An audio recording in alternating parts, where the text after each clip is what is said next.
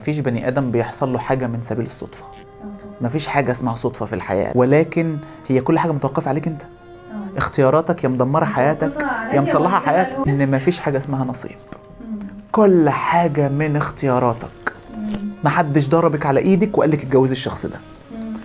مفيش حد في الدنيا اجبرك وقال لك ان ده اللي هيحصل. فلذلك لما تحصل المشكله، الناس بقى اللي بتؤمن بالنصيب قوي تقول لها ليه يا رب عملت فيا كده؟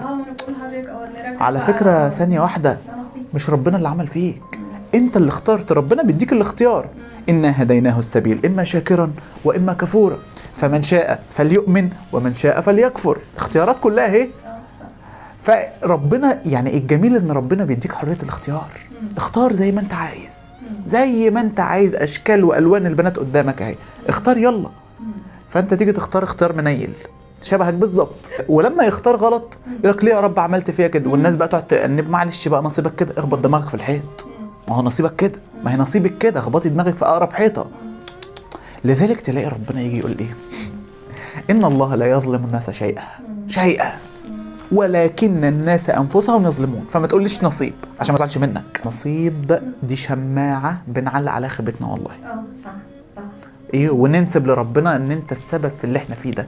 فالنهارده بقى يا رب بنصيبك اللي انت كتبته لي. الناس اللي اختارت غلط دي كلها والله العظيم ربنا اداهم الاشارات قبل ما يقبل على الموضوع.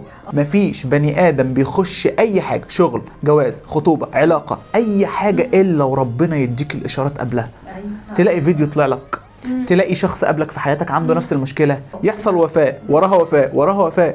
طب وبعدين كل ده عادي؟